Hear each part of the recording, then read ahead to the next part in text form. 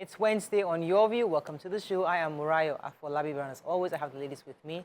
Alaja, Nima, Akasha, Zibiri. How are you today? I'm fine. I want to say thank you to Alaji Ebiti. I think he's the deputy chairman, Muslim, how do they call it? The deputy Babadini of the Lagos Island Muslim community at the Lagos Island Central Mosque.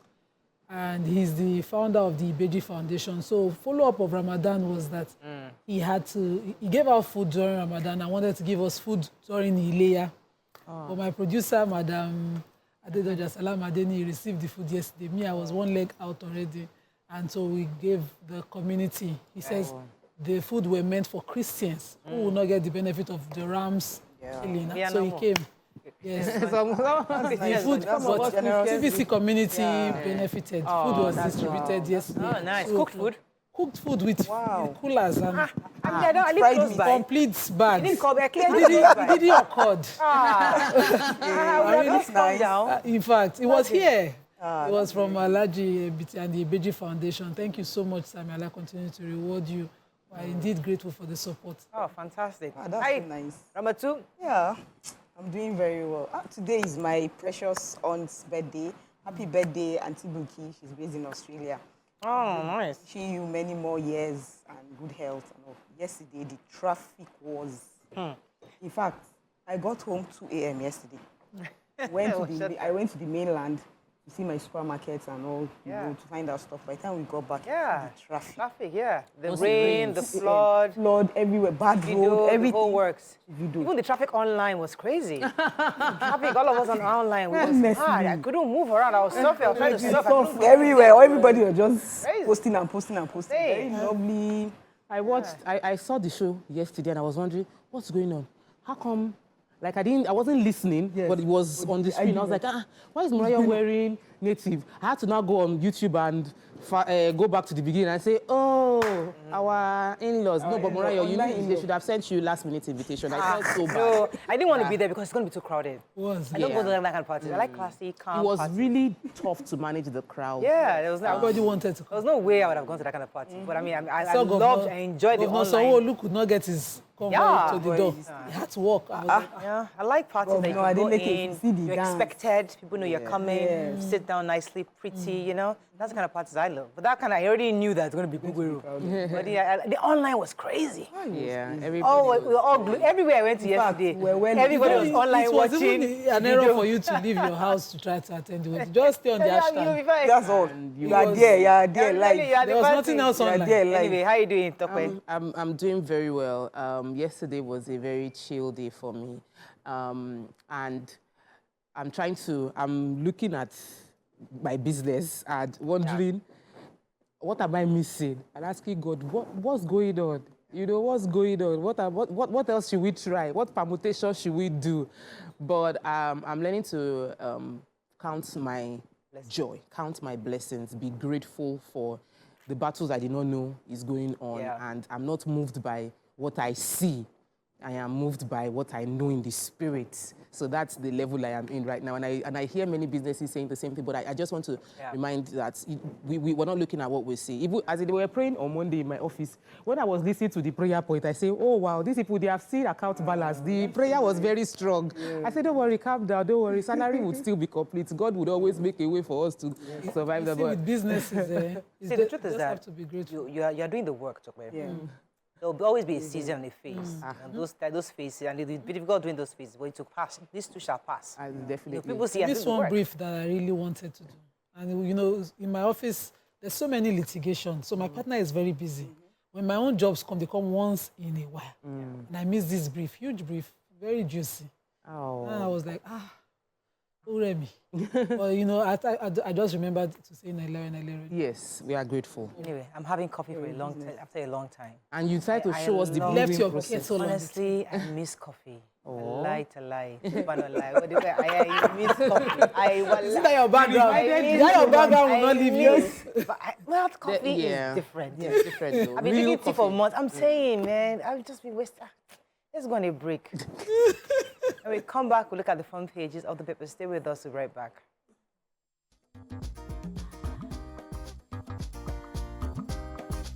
Stay tuned. Your View will be right back. We're going to start with the nation. Minimum wage, Tinubu opts for more consultation. National Assembly to get supplementary budget tomorrow.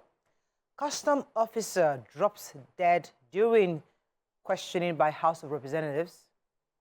Family, friends, associates converge on Ajimobi's residence for Fidao. CBN restores IMTOs to foreign exchange market. Sokoto government, no plan to dethrone Sultan Abubakar, says. EFCC tenders Emefiele's account statement, and Davido whips get 85 million naira SUV at show-stopping wedding. Okay. Story always starts with. Okay, we have EFCC, and the EFCC through one of the staff of the Zenith Bank, where the bank of the former CBN governor resides, or the account of the former CBN governor resides, tendered his statement of account, and the shock catch me. So this staff called Tilde, I'm trying to get his full names, was the one who came with the account. He's with the compliance department with Zenith Bank, and he came with the account statement of the former CBN governor, and he's only showing an entry of 4 million naira payment to Architecon Nigerian Limited. He's presently being tried for a 20-count amended charge, which he is accused of corrupt advantages, conferring corrupt advantages, conspiracy, criminal breach of trust, forgery, obtaining by false pretense to the tune of 6.23 million. And one of the companies listed to have been paid from some of the proceeds of his fraud is the Architecon company. But the Zenith Bank staff came, and he has his statements showing 4 million. He says, of course, like we expected, he cannot say what the 4 million was. 4 million naira was paid for, making no notice in a dollar. And he said, because he's a staff of the Zenith Bank, he called his years of service in the bank. He also mentioned that the CBN governor was within the bank till he became appointed as the CBN governor in 2014. Until then, he had his account with the bank, just clearly just stating the obvious. But now the witness says he's entitled to his salary, his ESTA code. At the time, he was at the highest rank of the bank before he went to the CBN. And so the account, trying to explain the buoyancy of his account and why. But let's just see how the trial goes. Okay. Don't want to go immediate trial. Ramatu? Yeah, so I have the story of the Sokoto, the dethronement of the Sultan of Sokoto. So the Muslim rights cleric accused the Sokoto state government of plotting to dispose His Eminence, the Sultan of Sokoto. So now the Sokoto government has denied allegations by the Murik that it's plotting to despise His Eminence, the Sultan of Sokoto, right? Sorry, excuse me.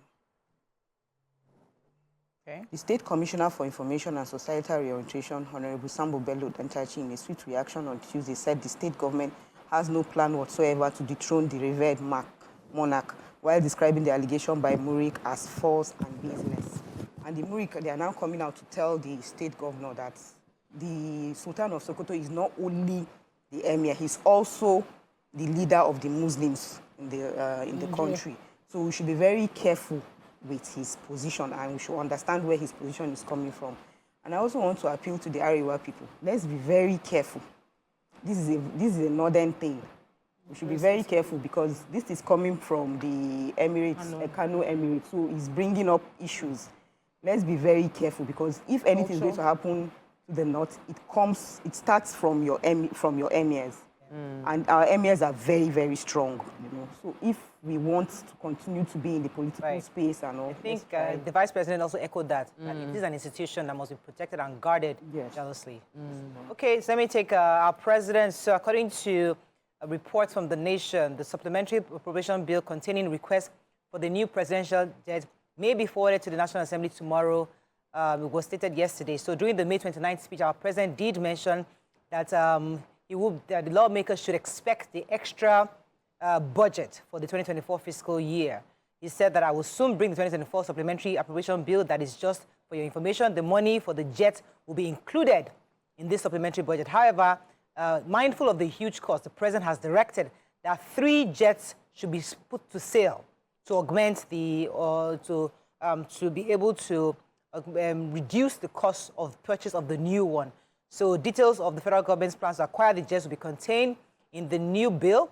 And they say they express confidence that the Assembly will give it speedy consideration, considering the urgency of this matter. So hopefully they're able to sell the 3 jets, which they are unable to sell during Buhari's time.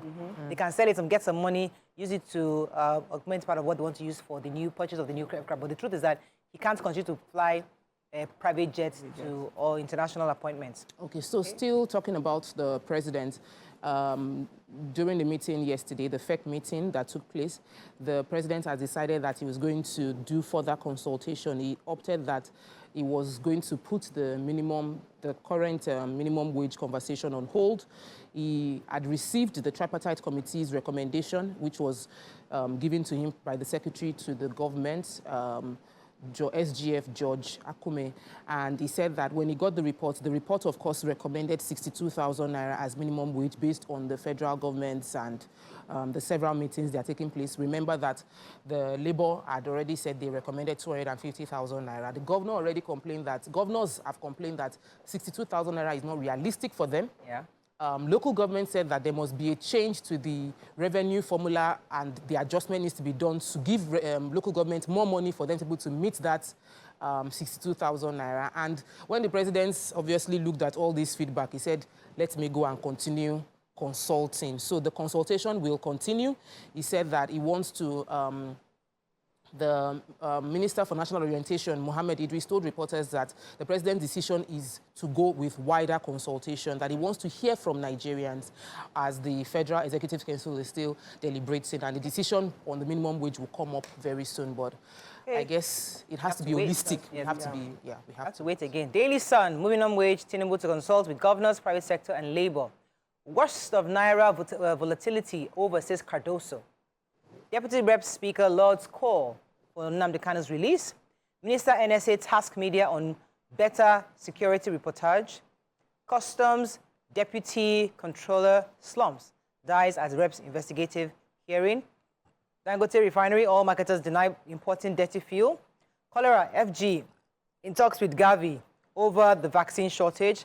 Senate not involved in purchase of presidential jets, says Akpabio. Okay, let's take one story for the break. Very sad story. The Deputy Controller in charge of Finance, Administration and Technical Services in the Nigerian Customs yesterday slumped while briefing the House Committee on remittances of levies to designated federal government's accounts. Suddenly, he started gasping, asking for water. And before water was given, he slumped, rushed to the National Assembly Hospital, and he was confirmed dead. Yesterday, the National Assembly Clinic, unfortunately, was confirmed dead. The House spokesman said, out of respect for his family, the official's name will not be disclosed at the time. The House of Representatives extend their heartfelt condolences to his family, friends, and colleagues. And I also joined them to extend my condolences. He died, obviously, in active service, doing the job that, he was appointed to do. Okay, let's go on a short break. When we come back, we continue with our review. Stay with us. We'll be right back.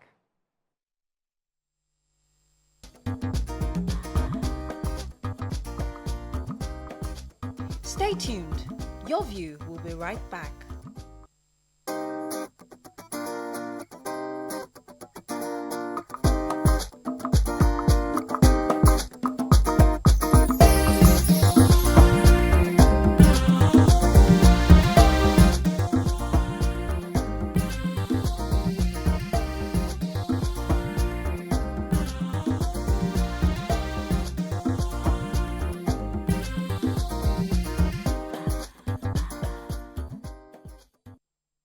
Thanks for staying with us. We're still reviewing Daily Sun. Let me take the story. So the Deputy Speaker of the House of Representatives, Benjamin Kalu, has lauded the call by 50 lawmakers for the release of the leader of the indigenous people of Biafra, that's IPOB, Mazen Nnamdi Kanu. He said there were expectations that the Southeast Caucus of the House would also join the call for the release of the IPOB leader. A group of 50 lawmakers led by the member representing Ukwano, Umuahia Federal Constituency, had written to the President, Bola Ahmed Tinubu, appealing for Nnamdi's release, has been standing trial for the alleged treason. The Deputy Speaker noted that Kanu's release was crucial to the restoration of peace in the Southeast. It's going to be a milestone has been recorded in his private engagement with the authorities on achieving a political solution in Nnamdi Kanu's case. So we hope that gets attended to by the president. Okay? Okay, yeah. So I have the CBN story. So the governor of the Central Bank of Nigeria, Olayemi Kodoso, says inflationary pressure has started dropping as a result of the central bank's policy measures, which aim to reduce the current inflation rate of 33.69%. He also revealed that the country recorded a total foreign exchange inflow of about 24 billion in the first quarter of 2024, which is about 50% above the inflows recorded in previous quarters up to 2021. The governor also declared that the days of excessive naira volatility were over, highlighting the positive impact of the monetary policy tools employed by the Apex Bank to tackle the challenges facing the forex markets. He also stressed that the Monetary Policy Committee sees inflation as an impediment to the future of Nigeria and will do everything in its control to tackle it. So let's see how this will pan out. Okay. Yes, so I was taking the story of DAPMAN, which is the Depot and Petroleum Products Marketers Association of Nigeria. They've disclosed that no member of their association has imported fuel that fell short of the specifications of the Nigerian midstream and downstream regulatory authorities.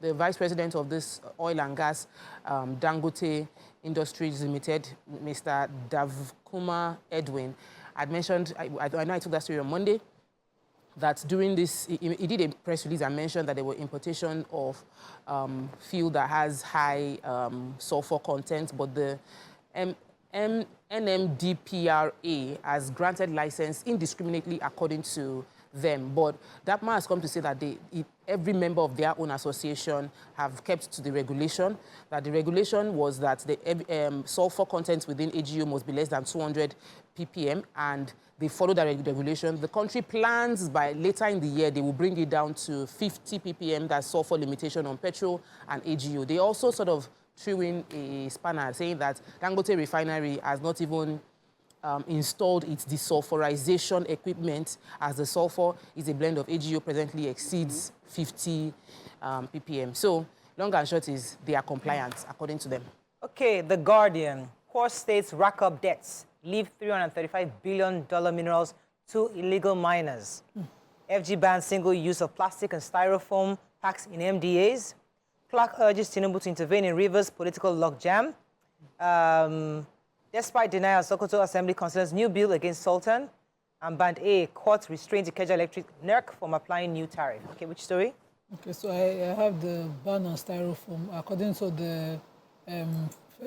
the Guardian, there's a new law now banning styrofoam. The federal government has banned the use of single-use plastic across all their MDAs, ministries, departments, and agencies. And the House of Reps had earlier called on the federal government to ban the production and importation of distribution and use of styrofoam and single-use plastics. But now the federal government has directed the Federal Competition and Consumer Protection Agency and other agencies to monitor the quality of packaging of foods and beverages, particularly in fast-moving consumer goods, across ensuring global best practices across their MDAs. And examples of such plastic are plastic bread bags and their tags, plastic bottles, styrofoam takeaways, containers, straws and cups, and these are things that are not even microwavable.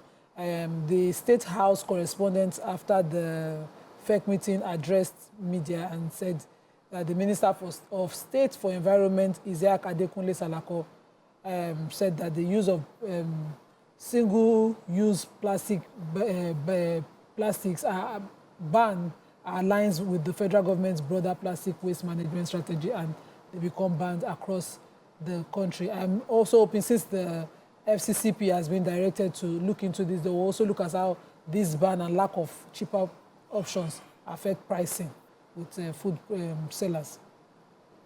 Okay, another story in Guardian. Bandi, you have the story. Yes, so I have the story on the Federal High Court in Lagos has restrained the Ikeja Electric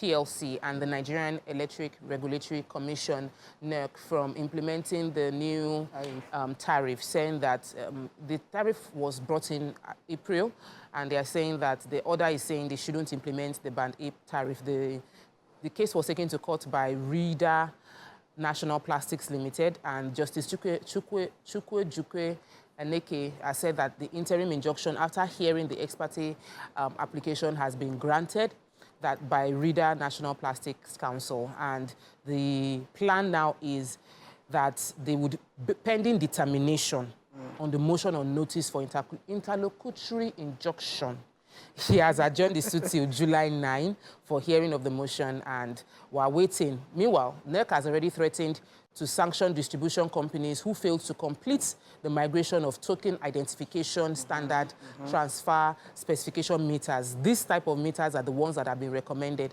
and the National Electricity Supply Industry Stakeholders Meeting 2024 would commence, and we're hoping that since they've agreed, the stakeholders have already agreed to this particular new system, all of them should comply, that the sanction will be meted out to discos that fail to comply with the particular system. And Guardian is saying it is compulsory for them to comply to it. I am feeling I know how much we are paying for light. So any injunction right now is welcome. Yes, we will welcome any injunction that we can get. They are not bringing that I mistakenly went to go and turn on my heater for 1 hour. I was shaking. Step brown, not to share. I forgot the heater for a whole hour, so it's not funny at all.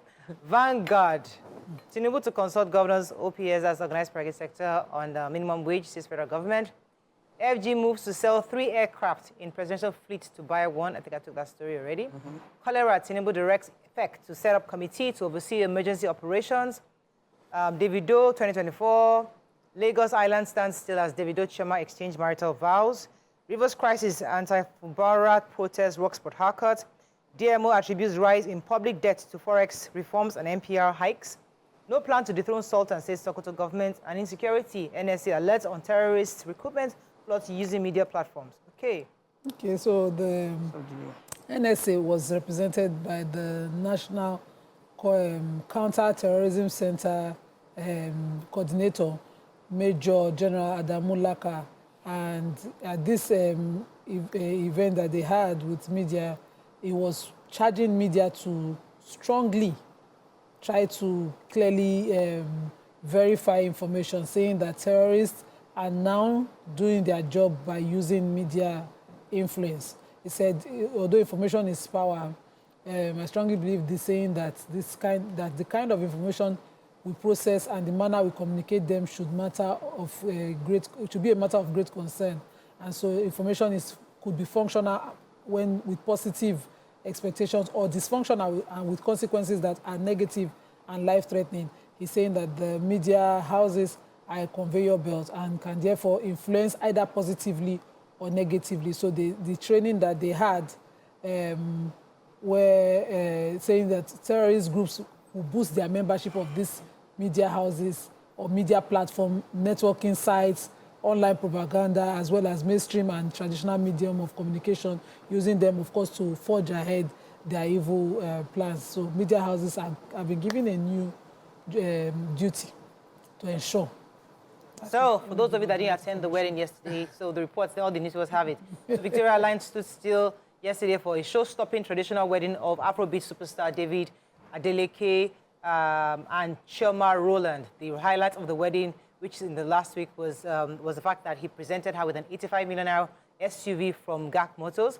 Harbour Point, where the event was held, was a beehive with various dignitaries and different people attending. One of the quotes from Davido, from Chiomas' father, says that when he was praying for Davido and his daughter, he said, "Lord, I know he is flawed, but please sustain this union," by Mr. Rowland.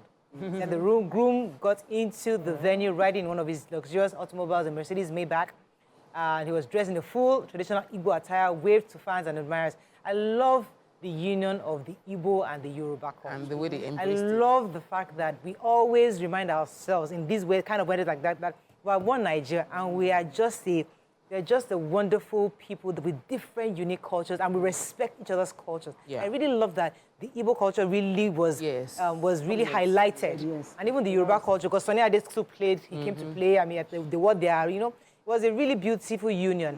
So some of the dignitaries there, obviously, former President Olusegun Obasanjo was there. Babajide Sanwo-Olu, his birthday was also yesterday, so he was there. Okay. The governor of Osun State, Ademola Adeleke, Dapo Abiodun, Governor Obaseki Edo, ex-governor Udom Emmanuel. So many people were there. There's a Janzum Duma. Oh, Oni of Ife. I have a girls with online police. So how come you cannot capture the face of Mr. Roland at his daughter's wedding? Yes, but you captured all the celebrities. All the celebrities but we made can't no see the concern. name of the face of the face of the father who raised a beautiful girl like that. And he carry his glory, sharp, snap. Yeah, all these online always happens like that. Online blogs, they know how to fall hand. Some of this, Focus on the... Sonny Ade was there, Kobe, I mean, was there? You're right. I didn't even remember that part. Yeah. I was able to see her mom, her makeup pictures. Very beautiful. But at the venue, when he was blessing that marriage, the focus should have been on him. At some point, he was dancing, camera was on Governor Adeleke. I was like, who be this person? Yeah, let us see the father of the world. The photographer, what is your problem? You see, all these... You even don't know the work. Because the people wants to look at her wedding pictures and see her dad. I hope that the in-house photographer knows his job. And I saw her sister. Her sister is so beautiful. I'm like, hey, this one get plenty. Fine guess. I'm telling you, they were all looking very Congratulations to them. You know, I just wish them the best. Yes. Okay, let's go on a short break. When we come back, we want our hot topic of today. Stay with us. We'll be right back.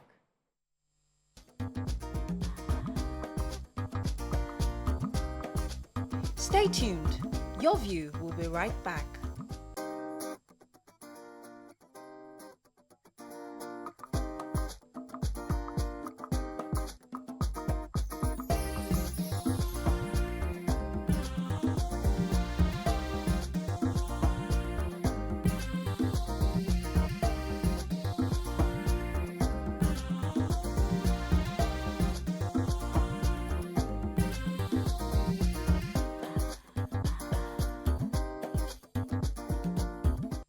Thanks for staying with us. According to an online report, 20-year-old student Collins Ulochukwu Ikwe faked his own kidnapped and demanded $700,000 from his dad as ransom.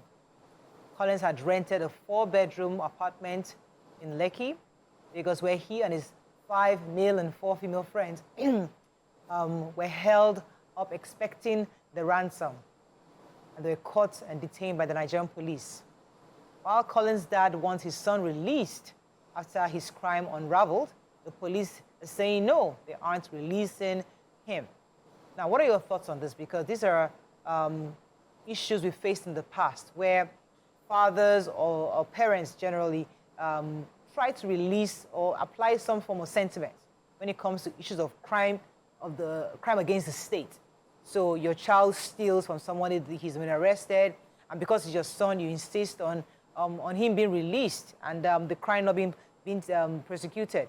So what are your thoughts on this? Do you think he should have insisted on his child being released, or do you think that the police should go ahead with the case? You can call us on 081 0764 1679 0902 4163440. You can also tweet to us at TVC Connect. Please hashtag YourViewTVC so we can read your tweets. So how does this, when there's nobody reporting the case, what does the police have to work with? I'm surprised, you know, if there's no complainants, it might be difficult to establish your charge fully when you're trying the boy. And the father can just become uncooperative because, you know, he has offered to withdraw the case. A person is always allowed that. A complainant, they're allowed to withdraw their cases based on how investigation turns up or turns out to be.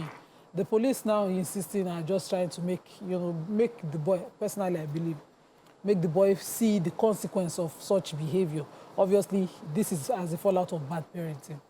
You know, not holding kids accountable to their actions or making them face the consequences of their actions as a parent can lead a child to, as they grow, to this kind of path. And they've seen it probably in the father, and so they're insisting on continuing. But I feel that it will have a futile matter. Some will say that going to jail is a bit extreme because there are other ways of correcting your child. So a father will say, listen, I know that the right thing for you to do is go to jail, but I have a way, I know how to handle this guy. Either I stop giving him his stipends or I stop something. But jail, if some will argue that a jail is a bit extreme. What do you think, Ramatu? Yeah, I think that the jail is not extreme. I think he should, to me, I think he should go to jail. And you allow his son to go to jail? He should allow his son to go to jail because, first of all, the amount of money in question is a lot of money. That's to tell you that he has been thinking of this for a very long time. And he also got other people to come on board so that they can do this to his own father. If he can do this to his father, he can do it to anybody else.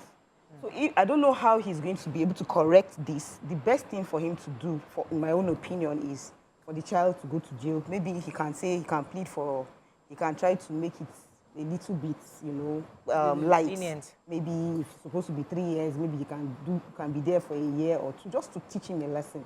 Okay, Nigerian prisons is not usually the best place for reforms because people will tell you that you get all hardened. This is my son that has for $700,000.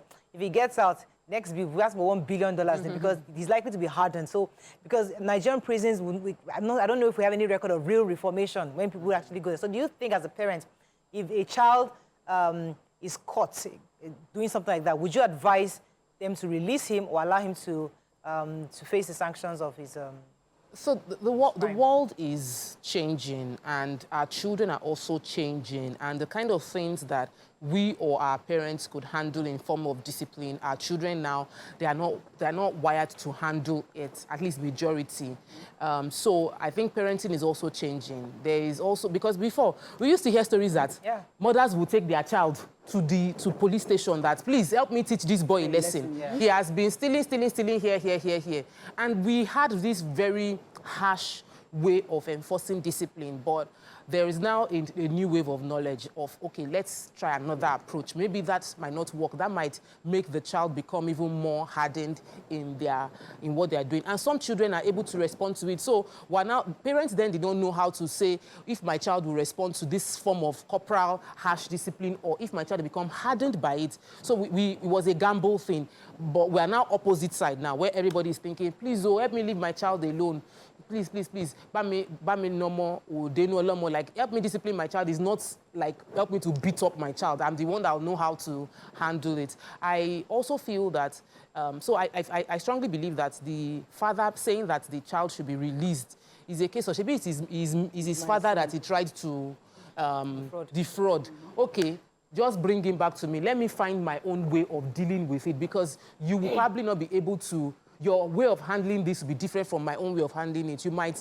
They might go too far. Some influences in the prison might make things get worse. It might fall ill. Anything can happen, and so let's deal with it. And that's part of our culture.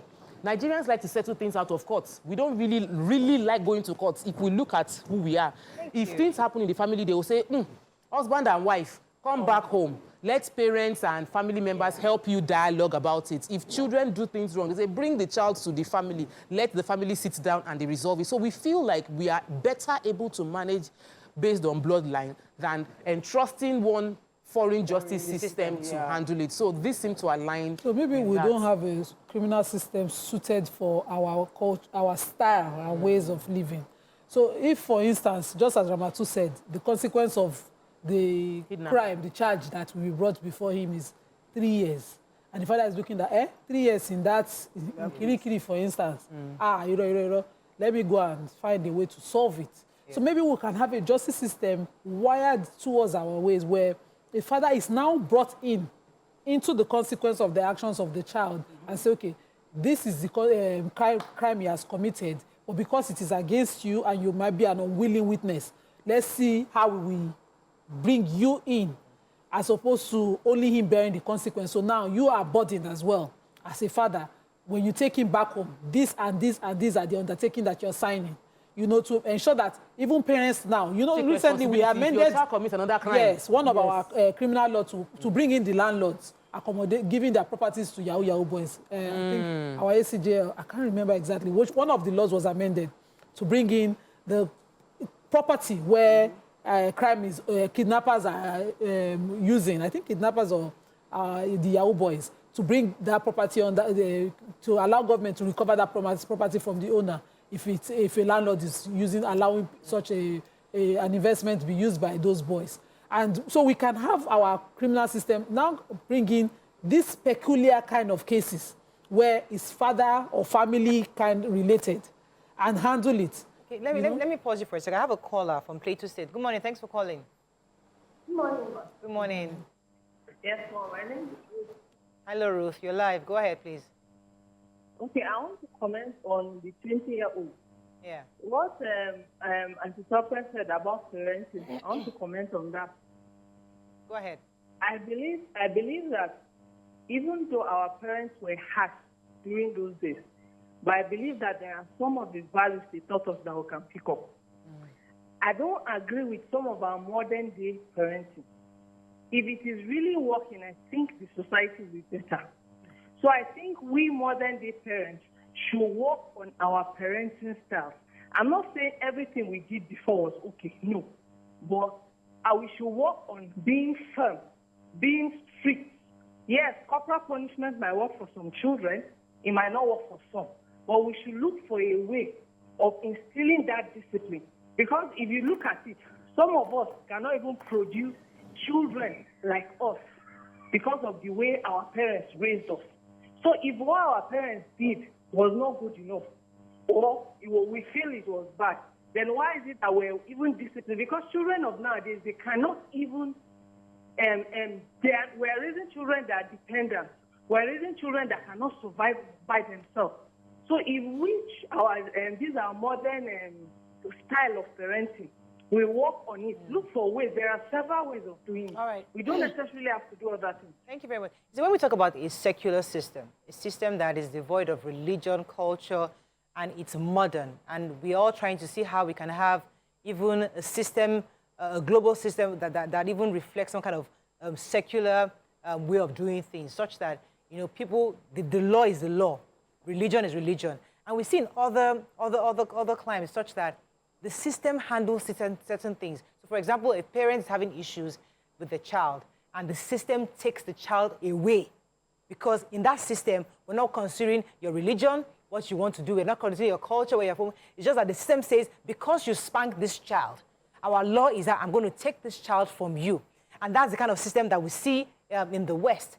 In Nigeria here, we're saying that the system here, can we actually be truly secular, such that, because we are saying that there are other parts of the other ways of handling it. If we're living abroad, you expect, no, even though the child, the mother is being higher, having issues with this child, the father is available, the grandparents are available, the uncles. There's foster system. Yeah, there's a way to take care of this child. So my question is, do we want a real, how do we, I've always debated the fact that, that the kind of system we're running here, can it be truly secular? Because if we do, how do we do it such a way that modernize it such that we fit our own culture and who we are? It doesn't have to be secular. All around the world, we have peculiar cultures that have influenced criminal system and justice system in every different part of the world. So when you go to America, you have their criminal system, and you come to Arab world, you see their criminal system working civilly, so that somebody can ask for blood money. Oh, you had an accident or you deliberately shot my child, but I'm looking at you going to jail as not a consequence, but he has family,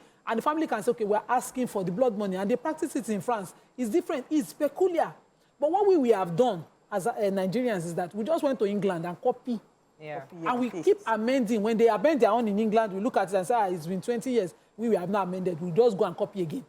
You know, can we just design one that covers, and states can even have different ones. That's why you can have the Sharia system working in the penal code and have the one different in the South. We can have it designed such that, okay, where are these people from? In their area, the father can say, I want to be in charge of a 20-year-old adult. The boy in question is a 20-year-old. The consequence of the crime is that, oh, you were the victim of the fraud, yes, but this is your son and he has committed a crime against the state. We are bringing you now as the father to see, even abroad they practice it, where they will bring psychologists trying to see what the childhood of the child was like, or the kind of parenting it was like, and then you are reforming the father, you're reforming the son, as opposed to the consequence of just sending him off to jail where the father, further worsening. So we can have it peculiar to our own. We can have it such that our culture of let's go and resolve is brought in. It was done in Lagos where a lot of cases were piling up. people were not, looking at mediation as an option because of the cost of it. They created the multi-door court house. We are now compared at compulsory conference to resolve certain issues. When parties fail to resolve at compulsory conference, then the judges come in and fully bring in the full weight of the court. Thanks for calling. You're live. Hello, good morning. Good morning, sir. My name is Super. I'm a first-time caller. Welcome to the show. Yeah, the problem is the crime the boy committed is a crime against the state. Kidnapping is a crime against the state. He should be punished for that crime. That he wants to defraud his father is today's crime. Tomorrow, who knows who the boy is going to defraud? So the boy should be punished for the crime. There should not be sentiment. The boy should be punished for the crime. That's just simple. Thank you. Thank you, but you see, I think that was what I was looking for, sentiments, because the truth is that, you see, I'm not sure my question has been answered properly, because there are sentiments that we apply as Africans and as Nigerians. Two companies. One company is run by maybe a Nigerian, and that company is run by a foreigner. The Nigerian, you tell the Nigerian MD that, sorry, my father died, I need a few days. He understands that, okay, he's a family, you're the firstborn, a lot of responsibility lies upon you. He gives you money, he gives you a few days off. The whole office is rallying around you because your father, who's 89, has just died. A company run by a foreigner doesn't understand your father died in hands, so why do you want to take a few days off? Why are you selling Ankara in the office? And they're insisting that in this office, you cannot do that. So it is also, there are two different ways of looking at it. So my question is, as our country, as we're trying to really move this nation forward, and as a father whose child has been arrested for a crime against the state, is it right for you, if you want to move this nation forward, to say, listen, let me apply sentiment, he's my son. Allow family to deal with him. Or should you say, because I want a progressive Nigerian, I want the system to work, let me allow my son to really let the state handle him, let me even look the other way. Is that the way we're going to move this nation forward? It's not my child that he will use to move nation forward. That's a sentiment that is valid. Exactly. It's a very valid somebody's child was used to move the nation forward in the different countries. For the country we are going to. I also think that, I'm just, that was just an aside, but like, that's the mindset people would have, like, it's not my own child you want to use to move nation forward. It's not my own child you used to do scapegoats. But I love what Nima said. If we are going to release your child to you because you have refused to give us evidence to prosecute this case, there are two things at play. One, you cannot come back and report this boy to us for other crimes, but you can still come. But two, you will take responsibility to be co-responsible for other crimes he commits. For this particular crime, because we are saying, if you are saying release him to me, it means that I'm going to find a way to correct him, because really what the prison wants to do, punitive and corrective. So I will find a way to correct him. Nima might say, oh, I want to beat my child, I can beat my child with a small stick. And me, I will say, kneel down, raise up your hand and close your eyes. There are two valid ways to correct. Let me use my own way to correct my child. One child I can say, kneel down. Another child I'll say, don't touch the laptop, because I know what works for them. So a parent might decide to say, I will handle it. I would correct him. I know what will hurt him most, and I know what will produce the reform I want in him, more than the judiciary system probably will. The crime he committed is against me. I will deal with it. But if he now is seen to commit another crime, I will take responsibility. That as they are taking him to court, they take him to court as well. But this shows that there's a problem in his upbringing and the relationship between him and his parents. Because his parents will have coded that this is the kind of person that he is. And they will have, okay, let me give you a typical example of that Delta guy, that guy that wanted to bomb the Delta airline. Yeah. What is that informed the authorities that this is what his son wants to do? He noticed, he took note of the, he noticed some things, the way the guy was behaving and all, and he quickly brought the authorities. Let me go on a very short break. I'm going to build on that. Stay with us, we'll be right back. Stay tuned. Your View will be right back.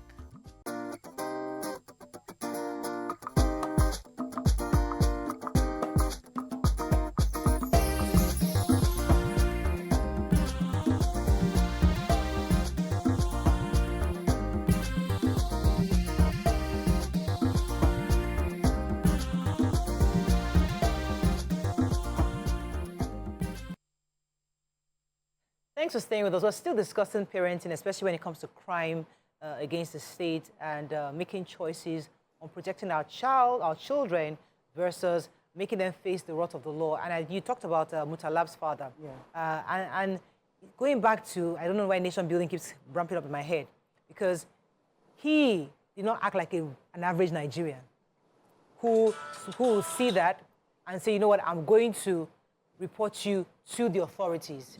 He actually reported to the authorities, which is totally against what most fathers in Nigeria would have done, you know. And that's where I was going to go with the issue of nation building as a nation. When Tokwe said that it's not my own child used for scapegoats.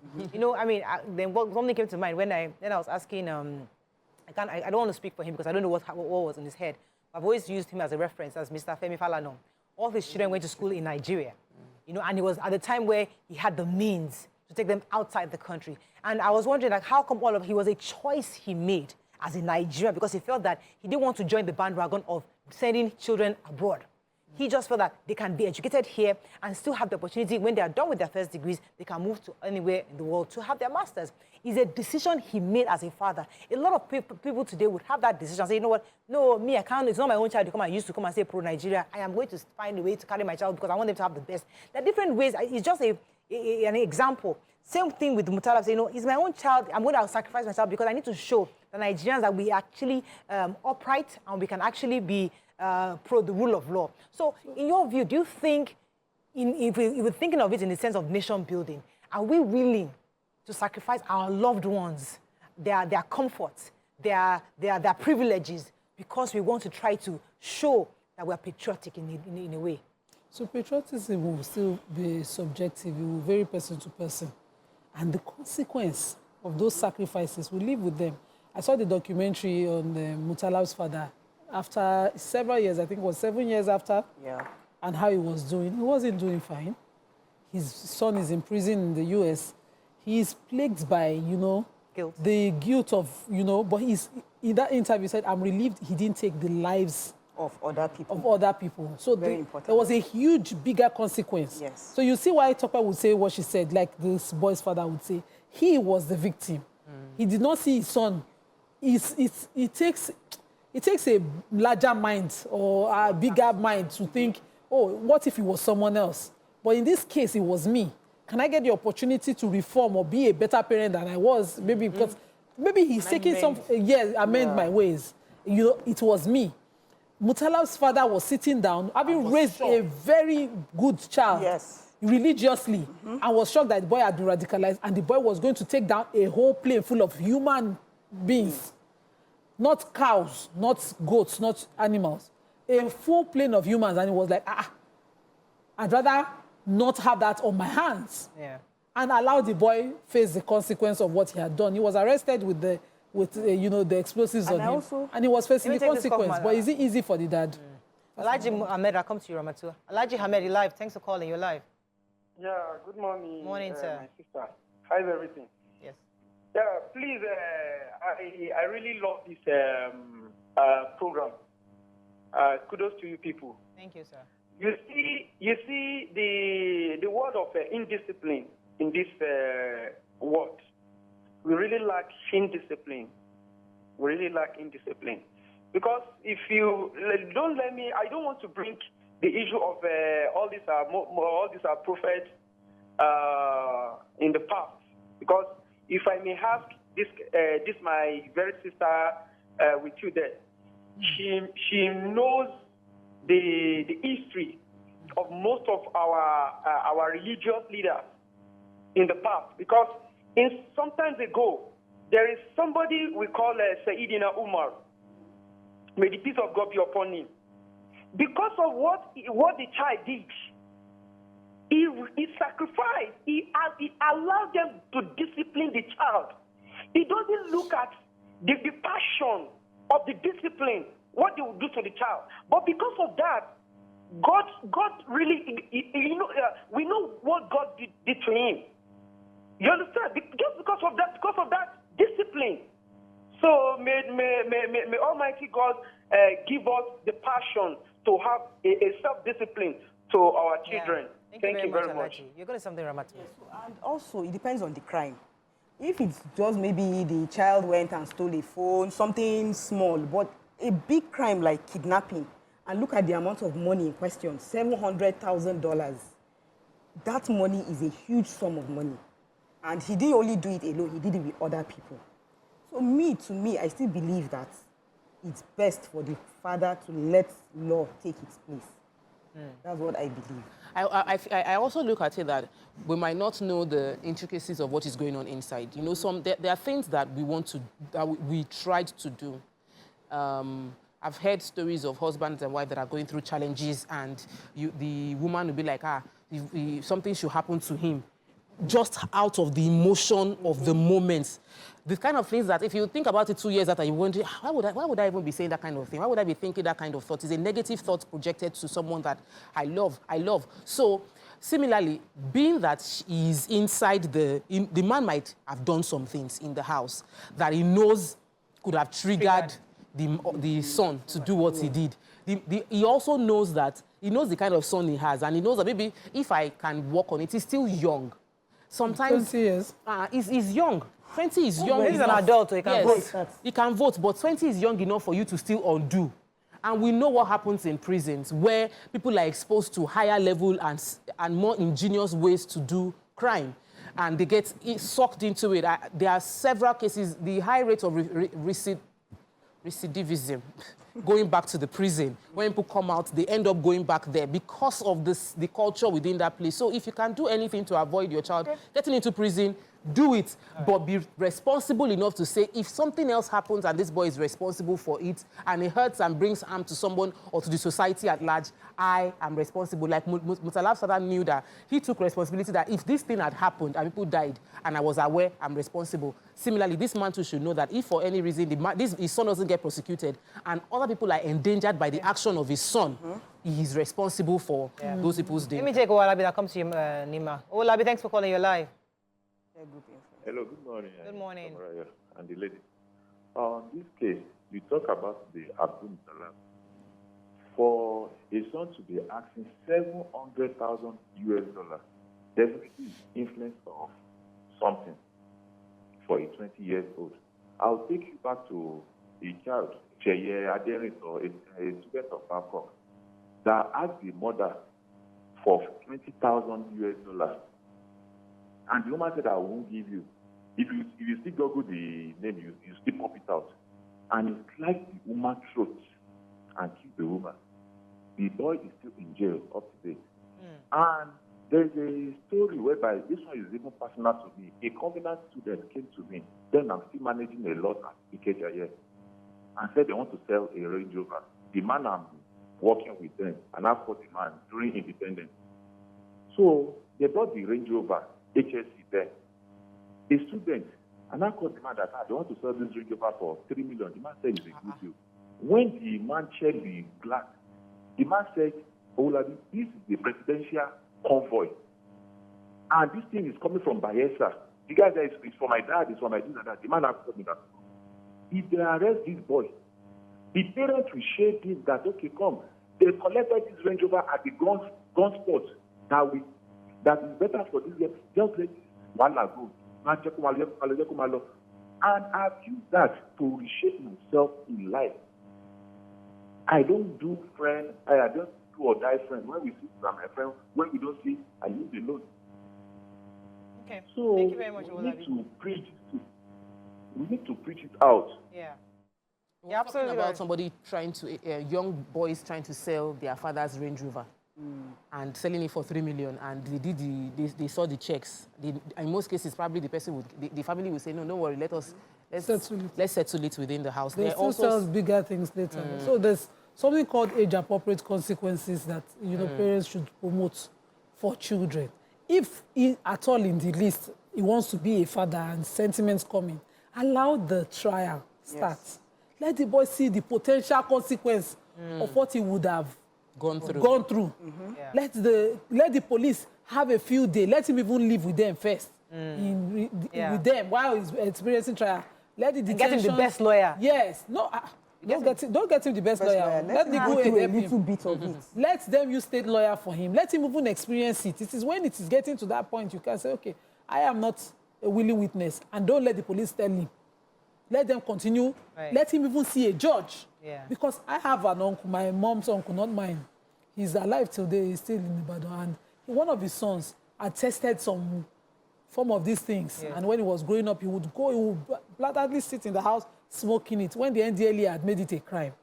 And he would do, my uncle was afraid. They had sent him to school to study law. This my cousin just would not do well. He's doing very well now. He's a lawyer now. But the father had to let him experience jail. Yes. He reported him to the NDLEA. They took him off. For him to even experience what he was like, by the time he came back, he was very reformed because he's a son. And he was going to inherit. By now, if I don't sell everything with that habit, you know, so let him experience some of it. The harsh and discipline. See how, harsh discipline. Right. We need to wrap up on this, but I think let's take a few comments on social media as we wrap up on this. But I think we all agree, definitely, like, parenting is subjective based on the situation is at hand. Let's take a few comments and then wrap up on this. Let me rely on the right network. Any comments? Social media. You forgot your YouTube people. Yes, I forgot them all. Okay. Sorry. All right, let's. So, I mean, we can take it when we're wrapping up on this. So we're not coming to the next topic. Let's go on a topic. I think generally, in a nutshell, we also need to ensure that I believe that in situations like this, it's always good to let the law take its course. But I think, as Nima has said, also involving sentiment is also crucial because it's your child. So I guess you just have to find a middle ground such that the child still learns the lesson, but also you also find a way to protect the child from that consequence that could lead to even more harm going into that kind of a system. Okay, that's all we can take on this segment. When we come back, on to our next topic. Stay with us. We'll be right back.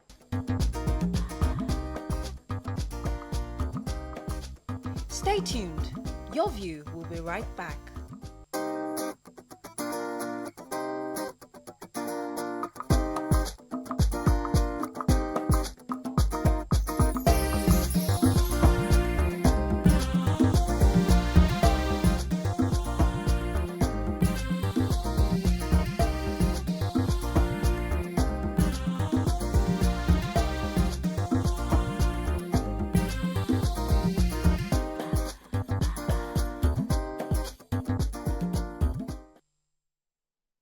Thanks for staying with us. So, Nigerians have reacted to a social media trending video of a pastor who was saying that spending working hours at religious houses is wrong. According to him, the idea of hours at religious houses as economic hours was unthinkable, adding that it was wrong to close down a business because the business owner wanted to serve God.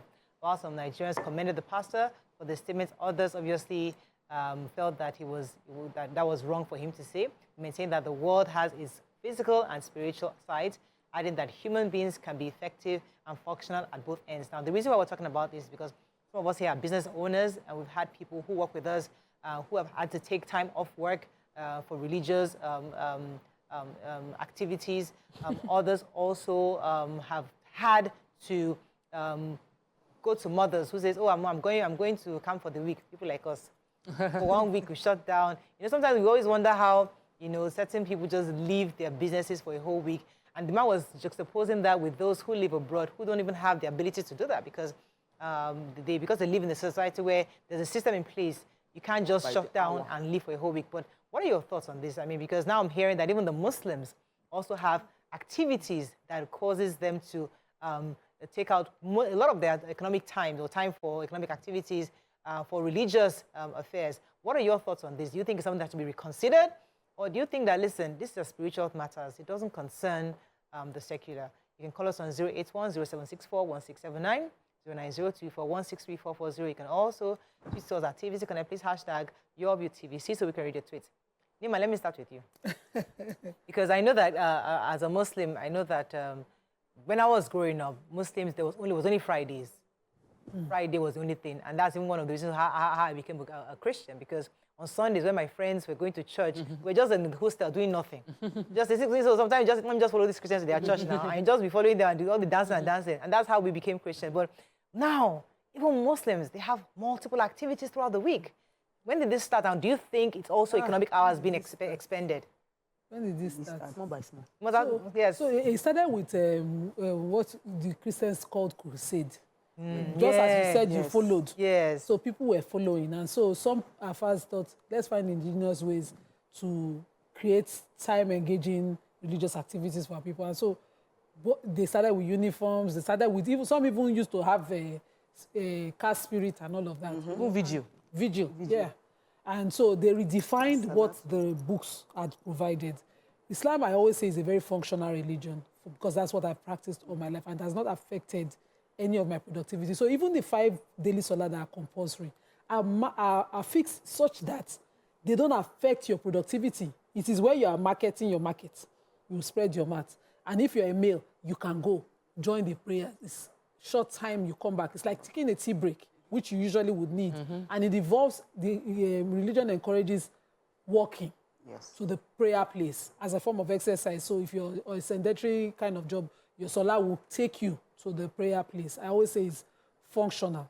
And even the fasting and all of that, if you look at it with a lifestyle pattern, perfect. But when they now brought all these things, you see a son, my work I registered her to learn tailoring. I did not know that they were doing a salatu on Thursdays. So she had children. She was supposed to do 5 days, 6 months training. And because she had kids, they were closed from school. The guy was very magnanimous to say, by 3, when your children close school, you're free to go. You know, that reduces her learning hours. Only her by herself said, Asalatu is on Thursday, and our father will be angry. They say, I've not come for 2 weeks. And she stopped going on Thursdays. Friday is Juma Day. Even I do have a day as a woman on Juma Day because my son closes early, my kids. So I don't, except it's extremely important and the client is paying. I leave my business on Fridays. Go to my son's school after the show, pick my child, and the day has ended because where am I going again? So she too, she took Friday. Saturday, Sunday, the children are cooked at home. She took Saturday, Sunday. She only go Monday, Tuesday, Wednesday. And you want to learn. At the end of the day, when she said she was withdrawing, I said, okay, take Ankarago and Soska. They did not have that. Of course, she would not learn. She has lost productive hours. And I was asking her, what is that Thursday about? She said, it's Tajud. I'm Ankin, I'm Asha Salatu, I'm Awake. I said, is it the same Tajud that I was raised? Because Tajud is a personal journey. They call it a personal jihad. This is you and your God communicating. There's no intermediary. There's no Afa Basolon, so there's no only person holier than you. It is you that will get up at night and tell, because the Quran says Allah will speak to the angels at a particular hour of the night, asking who is in need of my blessings, calling a specific number of people who are in need, who will rise up at that time and do the ablution and sit in the position of prayer to communicate with God. Where is the God that your Afa is telling you to call on you, is calling on your behalf? And the zikr that you say you are doing with that group of people is something that you must mouth on your own. On the drive in the morning, I like my quiet hours because I can never ever finish my prayers in the morning for Subi when I'm working because I have to drive. So when I'm alone, if you're with me, I want to respect your sensibilities and keep quiet. But if I'm alone, I'm praying all the way to work. And the radio can be talking to itself, and I'm doing my zikr. So those are private things. They are things that you do personally. And that's why it's important when a Muslim is raising a child to group that child with those things. You know, now I'm so autopilot. I don't have to read a particular book to read. But there's something, for us Christians, there's something called that never forsake the gathering of the people of God. You know, you have to be, because but you have to be in a community. It helps you because it's also a way to help your faith. Because if you are constantly thinking that you can build your faith single-handedly, you're kidding yourself. You might try eventually, but the truth is that discipline is hard to actually achieve. But when you are in the community and you are constantly reminded of all the various laws of the Bible, the things you're supposed to do, what the scripture says we should do, it kind of helps you. So it's not like somebody's forcing you to use productive hours to do the things of God, but it's also to help you build your faith, because that's really how we see it. But let me come to you, Tokwe. So I'm of the opinion that you are expected to be productive. The idea of Sabbath is to find balance in resting. But what we have done is we've decided that it's more effective to hope for a miracle, pray so that something suddenly wonderful happens to you that you didn't have to work for. We ask God for merited favor, and we spend more hours in prayer than doing the work, so that, because we've heard testimonies that God just blessed, somebody just sent something, miracles just happened, that seemingly, unmerited favor and maybe they went to the mountain for 1 month and they came down and their business just went boom. So we've heard those testimonies and it has made us feel like it is by the prayers that would give us the blessing instead of the works. But we have seen constantly, there's a very, the Bible where Jesus was preaching, he was on a boat, and then there was another boat, and Peter was on the other boat, and while he was teaching, after he finished teaching, he now told Peter, who was listening to the preaching, but was also had toiled all night and caught nothing, and told him, now cast your net. So there was, you can be in the presence of God, listening to God, serving God, and still be doing your everyday productive work. Our job is to solve the problem around. But you also complained about somebody who was listening to, music. So it can still be productive, but you can listen to those words. So until I see, like I said, I mentioned it that I know I have a staff that every single, like there is no day I walk in, I am hearing message. Once I walk in, he's permanently listening to a Christian message part-time. And I've had to ask that, how does this affect your ability to work? She's like, when she has phone calls, she will pause it. When she wants to do something, she will pause it. So far, she's still productive until I see that there is a drop. Like, if I give you a project to work on and you did not do the project, and I see you doing that one, and I'll complain. This weekend is Elevation Church Accelerates. Everybody, like, I have plenty, most of my staff are Elevation Church members. They've already given us for permission this week because they are going to be attending their conference, Accelerate. But I would not be judging based on that one weekend of work if you are also working other times. What they're complaining about is, when I was growing up, there were early, like the way they were doing this NSPPD, next level, all those early morning prayers, people would wake up and go to church to pray. So they are getting back to they are opening their shop maybe around 10 o'clock, or some will not even go to the office early. They say, oh, we first went to prayer, hacking onto me. We'll first go and do this is how we do it, and they are doing it every day. And your morning is so powerful. We can put that productive hour into being into the office, putting in the work, solving the real problems we are praying for. Imagine if everybody is spending the time to solve problems within the country. We won't be praying for power. We won't be praying against corruption. We won't be praying against bad roads. If all of us are actually putting in the good work, the hospital will not be overcrowded. Like, many things will solve themselves that will not need to be doing prayer if we are doing the work. So I loved I was just like nodding my head. I wanted to forward it to all my staff. Every Christian, I was going to forward the message to everybody. I'll come to you, I'll come to you in a second, Morayo, because the truth is that these things, we are human beings. Trends start. One person starts an early morning, and you go, there are thousands of people who need to.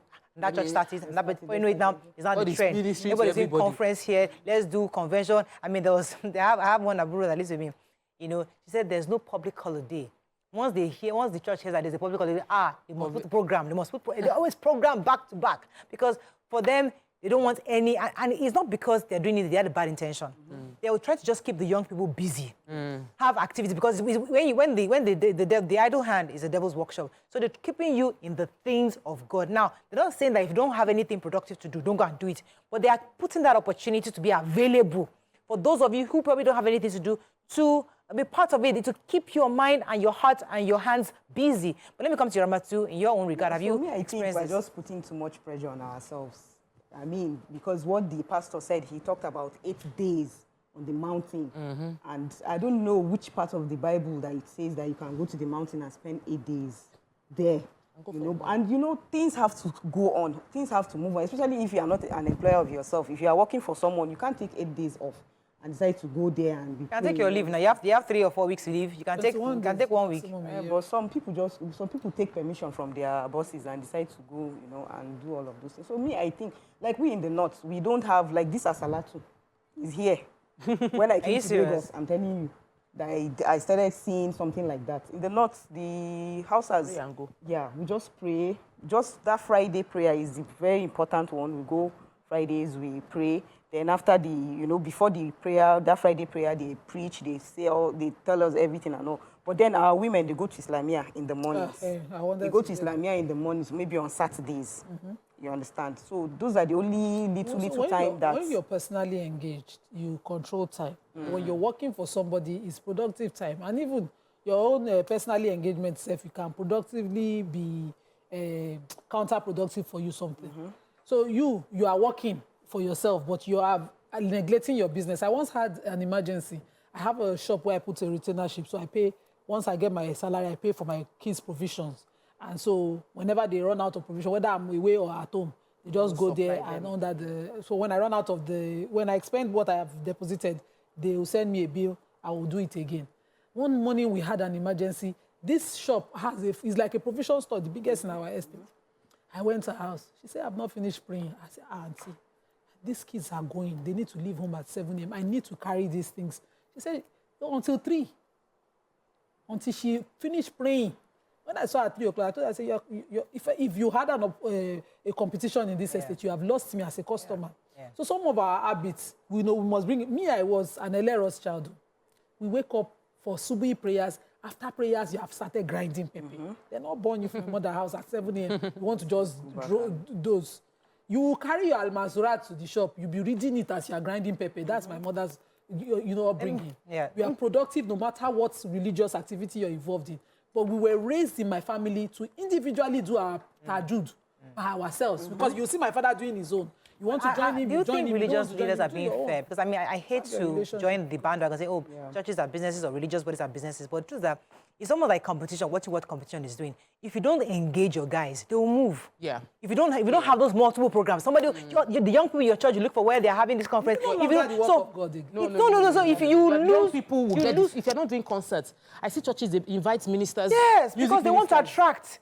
So as I said, I don't want to join that bandwagon with a business, but the truth that if you don't do what others are doing, you will lose your members. I mean, lose members, you won't have any flock. The word young people. They are I said it earlier. When you're grooming kids, it's important that you train them to know these practices, not adults. The Muslim community I grew up in, we had our classes. All our Sundays were booked, 4 Sundays in the month. We had our FIQ classes on one Sunday, and lecturers would come from every part of the world. I grew up in a university neighborhood, so the lecturers from the Islamic departments from different, we had good exposure to academics, free. Yeah. From when I was in JS1 till I wrote my YA, it was free. We had full engagement, and we have our youth meetings one Sunday. All Sunday evenings from between Asri and Maghrib, we were engaged in the mosque as young people, not as adult productive adult. So that's the thing. So now that I'm working, create them. I will now move it. I will sit with one afar. My father even used to hate Asalatu so much. He used to ask my mom, why are you gathered with somebody's non-mara? Somebody that is not your husband, not in any capacity your male relative. Why is he gathering other people's wife in the name of Asalatu? I remember those arguments happening. My mom would say, no, pray. I go pray for my children. And my father would be like, pray for your children while you are with them. Not in that Asalatu. And you know what they used to do there? When you do it, you put something money, you put something. And then they will see vision. For me, I will not blame ministers. I'll blame testimonies, unbalanced testimonies. Many people that go on these mountains or do a prayer break is because of the testimonies they've heard. I have done personal retreats because of the testimonies I heard. Because I'm like, when they say, oh, before I got married, I went to Redeem and I just took 3 days, was it 3 days or even more, that I wanted to just pray. Because I've heard testimonies that if you are having difficulties with achieving something, just go to a place where you can be by yourself and just pray. And then when you come back, miracle happens. So because we've heard it over and over again, we will do it. Last year, was it last year or 2 years ago, things were just doing anyhow. I ran to Abuja, I switched off my internet, I was just on the Bible and praying. Mountain. On the mountain. It wasn't mountain, but it was a retreat, seclusion. And I wanted that seclusion because I felt like my emotion was, I had to resolve myself. So it's testimonies. And when I came back, I felt at peace. That's not unbalanced, though. It's not unbalanced. Because I have testimonies, too. You know, and you will hear my personal testimony, and you say, oh, because Morayo did this to me. So the truth is that, so is it right for that man to say we are wasting productive hours? He might not. They're spiritual hours. Is it right or is it wrong? If your job is suffering, he spoke about faithfulness. If your business is suffering, he said faithfulness, and you will go for vigil when you are going to work the next day. Well, it is the spiritual that controls the physical. And you will do what you do in the spirit that will control the physical. Let me just land. He said you do the vigil finish and you get to the office, you are dozing in the office, you are tired in the office, you are unable to be faithful with what you have and productive. That's a problem. You are unable to carry on, to use your skill. Maybe your father raised you to be a organizer, but you live time that you should be by the roadside when cars are moving. To go Because and it is not me that will bring the customer, it's God that will bring the customers. It is Spirit that is going to bring the customers to me, and it's not what you do. Testimony. That's the testimony. You bring the customers. Our It is some testimony people. that is the problem. I have to wrap up. We know this is serious. This story I want to share. Yeah, There was share one it. affair like that came from my town. He was lost. He came to Lagos. The person he came to look for, he was lost, and my family decided to accommodate him, thinking it was a temporary thing. He turned our house to a place where he will come every time. You say he came to pray for us. He saw scholar and his children. We don't learn Quran. He will come and spread mats in the parlor, on incest everywhere. My father just told him, "It's enough. Do you have a job? Don't you have things you need to do?" Exactly. Say, "No, I'm praying for the family." When he's done, he'll say, "Money for something. Oh, I do all those things." Get up. This is the last time. I have girls. We accommodated you to help you when we thought you were in need, but you have turned it to regular. Please do not visit the family anymore. That was the last I saw of him. He had a skill he refused to use, but he wanted to depend on the generosity of his accommodators. Unfortunately, we have to wrap up on this topic, but I think we can do a part 2 of this because I think we're just getting to the meat of this. Let's go on a short break. When we come back, we'll bring in our special guest. Stay with us. We'll be right back.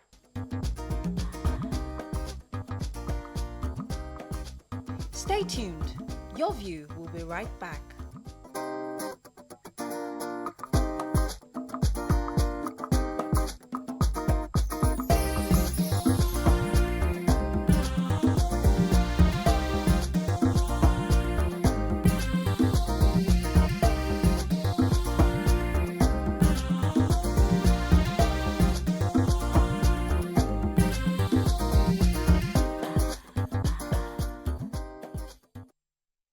Thanks for staying with us. She's a founder of Global Women Ambassadors, GWA. She's also the advocate of Migrate the Right Way. She is the trilinguist, a crisis prevention intervention trainer, a community leader who has led thousands of blacks, especially as the immediate past president of the Nigerian Canadian Association, Toronto, Canada. She's also a motivational speaker and online content creator. She's so many things. Welcome with us, Lady Kemi, and most importantly known as Lady K in the building.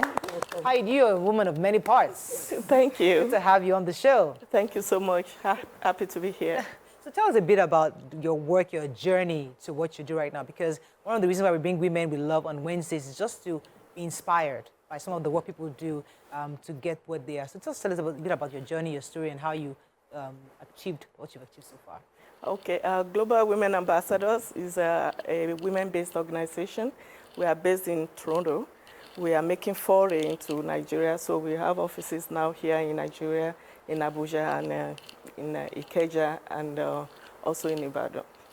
So Global Women Ambassadors. You personally, because I want to know how you create, what brought you into Global Women Ambassadors here. It's about domestic violence. I'm a survivor myself, right? So I've gone through it, and being a community leader in Toronto, Canada, I've seen a lot. I've seen a lot of women. I've seen a lot of what happens, especially new immigrants, the time it takes you to settle down, and what really happens as a whole with African immigrants. So I've seen so much of that, and with my own personal experiences, I felt I could be of help. I could support, because so many, like today now, as of today, we have like 30% of marriages among the blacks breaking up, right? Immigrants. So if I could do something about that, because the moment a marriage breaks up, the next problem you have is with the children. And black male children, especially in another country, is not so easy for them to integrate. You have the cultural shock problem, and then the family is disintegrated. The family is supposed to be the buffer for you. So those are the things I saw that made me to start the organization. You say that most black families are breaking up, not even abroad alone, but here. But what were those peculiar kind of abuses that you saw, that you intervened in the domestic violence kind of abuse? Were they physical? Were they emotional? Because, we know the laws there. We have financial, we have physical, we have emotional. I give an example of what many men do, not all men. For example, there was this case of a man that brought his wife. She was the new immigrant coming to meet the husband, and the husband was taking all the money from her, that he borrowed money to bring her. How much? He never told her how much it was. The only thing was, we are owing money, we have to keep paying. And she came with 3 kids. So those 3 kids were collecting money from the government, and he was the one holding the ATM card, collecting all the money. To even give her money for, please, sanitary pads was problem. So that's an example. So how did you... Before I let Ramatu come in, let me before I bring you in, Ramatu. Yeah. Because there are a lot of Nigerians who are migrating, and maybe your own organization can give us some insights on the do's and don'ts before you start even coming into Canada. What are the kind of things, what kind of conversations should you have with your spouse? What kind of agreement should you put on the table before you start migrating? In fact, that is exactly why, part of the reasons why I came to Nigeria, because now we need to understand that migration is not a problem. It's not a crime, but it's going to be a crime unto you if you migrate without adequate information, without adequate preparation. So you actually need to connect with the people that can help you. For example, if you plan to go and stay in another country, talk to an immigration consultant before you go. Talk to a counselor. You're talking to people who are your friends. That's good enough. That's not good enough. They give you information, but that doesn't mean they're giving you the right information as of that time, because the laws changes all the time. For example, Canada now, we've been having a lot of issues. Number one issue that we started having was influx of Africans into Canada. That started since like 2014, and we've been working with the government how to solve this problem. Okay, so yeah. Okay, so can you tell us how you help these women that are victims of this domestic violence? How do you help We them? give them counseling. We give them the information they need to connect with the organization. We have different organizations in Canada, right? Canada is a country that really absorbs everybody, and they have services for everybody. So there are different levels of interventions. So we connect them to those organizations that will help them to stabilize. Okay, how do and we have counselors that would counsel, and then we have a group. What do you call it? We have a committee that we call Igbimo Akpero. That Igbimo Akpero in Yoruba language is like committee of those that can counsel. So we try to intervene because we are able to approach those issues in culturally sensitive manners. So some would argue that when you go to the West, it's a woman's world. The law always protects the woman, and usually any type of counseling you're going to get from Nigerian community is against how you're going to leave your husband, how you're going to break the home, how you're going to break the... It's about how to suffer the man, let them know that, yes, and I know you both land, don't come and do this, the rubbish you do in Africa, don't come and do it here. So they always shy away from getting involved or participating because they feel that you guys you're only there trying to empower the women to leave their marriages. Could you dispel that, or is that part of what you actually do? I remember a story. Someone that we were talking, we wanted to do a program together with Osun State government then. And he went on my social platform and called me and said, you are one of them. I said, one of? We say, one of women advocates, the ones that never listen to husbands, the ones that always break homes. But no, we are not part of those because we operate with cultural sensitivity. We still believe, no matter how you put it, anywhere there's hierarchy. So in a home, there's hierarchy. We have the men who are supposed to be the ones that all others follow in the house, quote and unquote, according to our culture. So again, cultural sensitivity is part of what we use in our approach. You struck something when you said, the people, they, try to negatively describe your work as, the ones who break the homes. Recently, an occurrence happened within my family friend's home where a pregnant woman, fully pregnant, as in almost at due date, walks out of her home from morning till night. They couldn't find her. She went to a friend's place, and later, she picked up her phone and expressed that she was at a friend's place, and she walks back home. And the focus of everybody around was, where are you coming from? As opposed to, why did you leave home? Why is she not at home in her own home? Why did she, somebody fully pregnant just wants to rest. If she can rest somewhere else, there's a problem at home. As opposed to fixing that problem. And you know, when you try to put your mouth, you are trying to break the home, you are trying to sharpen her eyes, you are trying to destroy her. So what approach would you advise in that situation? Because, you know, when they shame you, you don't want to go through the right approach anymore. I would have preferred everybody ask her, what happened to you? Why are you not at home in your home? What could have led you to leave? As opposed to, where are you coming from? We must decide, we must establish where you are coming from, you know? You know, I will take that question, but I will conclude what I was saying about what she asked me about we being a source of problem in homes, the way we cancel, right? The problem is the mindset of our people. When they get there, I give another example of 2 women. I trained crisis prevention intervention. So before the crisis starts, please nip it in the bud. So while I was teaching, these 2 women, they told me, they said they were expecting their husbands and they will show them shege when they come. So I was like, shege, why? They said the things they take their eyes see for Niger, then go show them double. I had to start talking to them about what is called forgiveness in relationships. Okay, you are in a country where the powers of the men have been stripped. Actually, you know the way we put the hierarchy of power in Canada? I don't know about other places. In Canada, the first most important person, they are the children. The next set are who? Women. Please tell me who are the next set? Men. Cats and dogs. Before is the turn of the men. That is how we say it among ourselves.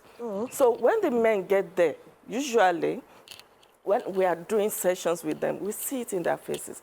They are already defeated. They are deflated. Nigerian men, I would say, they are the best set of men in the world. I say that without apology. I'm sorry. A Nigerian man wants to be the man of his house. He wants to be the one taking care of his family. They work hard. Outside the country, they work double hard. But now they get home, they don't have mouth to talk. Before they say something, a wife is saying, I will kick you out, I will do this.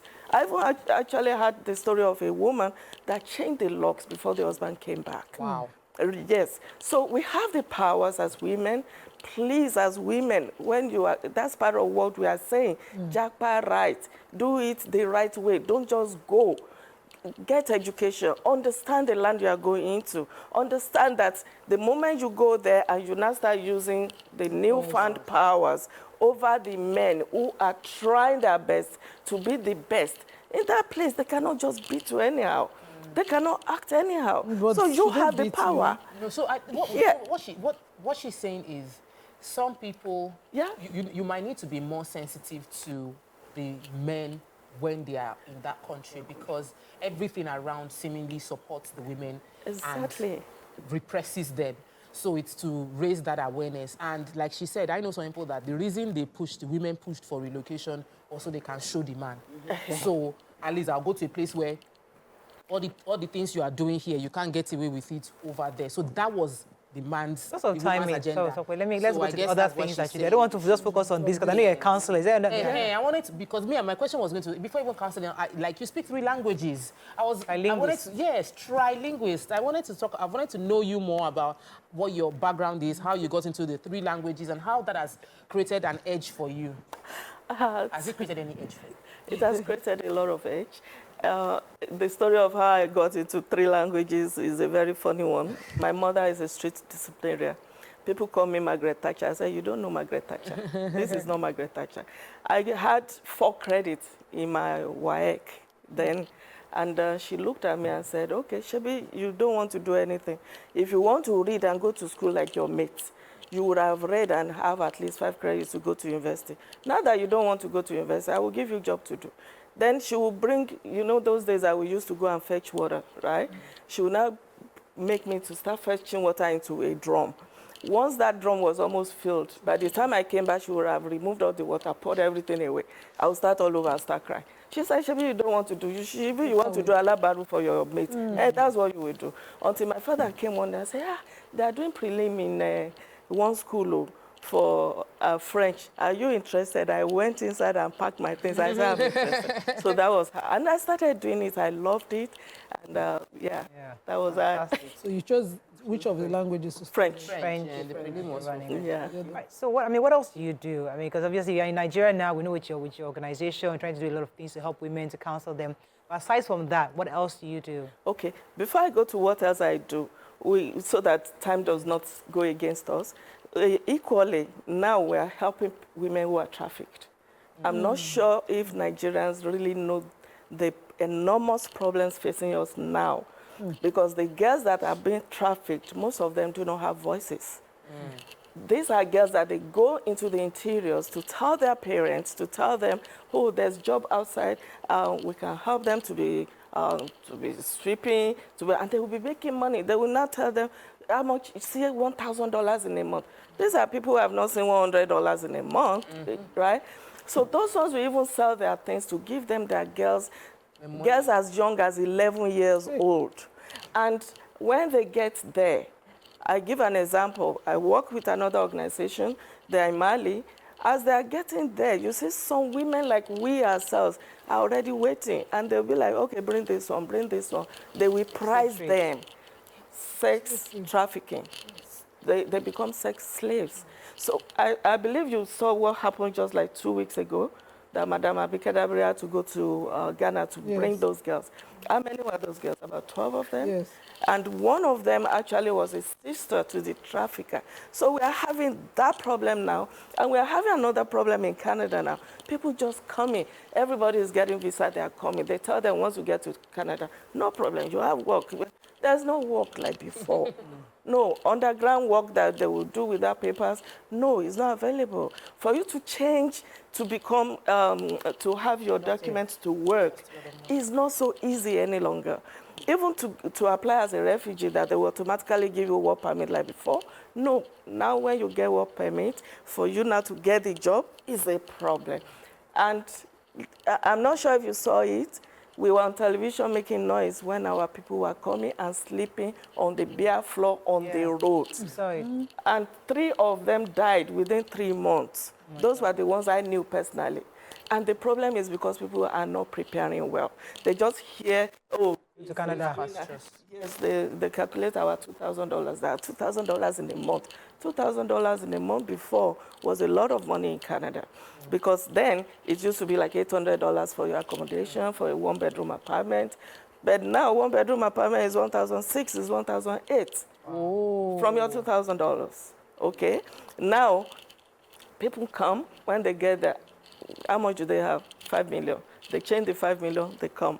When they get there, they cannot get accommodation. They cannot get where to live. Now they're on the street. Now, eventually you get, let's say you are able to just stay and you get your permit to start working. To get a job is another problem right now. Preparation ahead of time is God bless you. God bless you. So connect with those that can help you. Talk to those who can help you before you leave the country. Don't japa anyhow, japa right. That is the message I've brought. Apart from getting into trouble with woman traffickers who will use you as sex slaves for the women, there are others as well. They are removing their organs. Organ trafficking. Organ trafficking is ongoing. Nigerians need to understand this. Please, you want to japa, there's nothing wrong with to japa. Right from the beginning of manhood, people have always been jackpying. But now instead of jackpot, and I want to inform you youth, if you want to jackpot, jack up, go to school. When you go to school, from the school, you are able to get a better job. Know the people, know the land. And please study where you are going. Don't just go anyhow. I think we can wrap up on that. Thank you so much. So my message is japa right. Thank you so much. That's all we can take on today's show. Hope you learned a few things as we have. Thank you so much, madam, for being here. Have a great day. We'll see you tomorrow. Bye for now.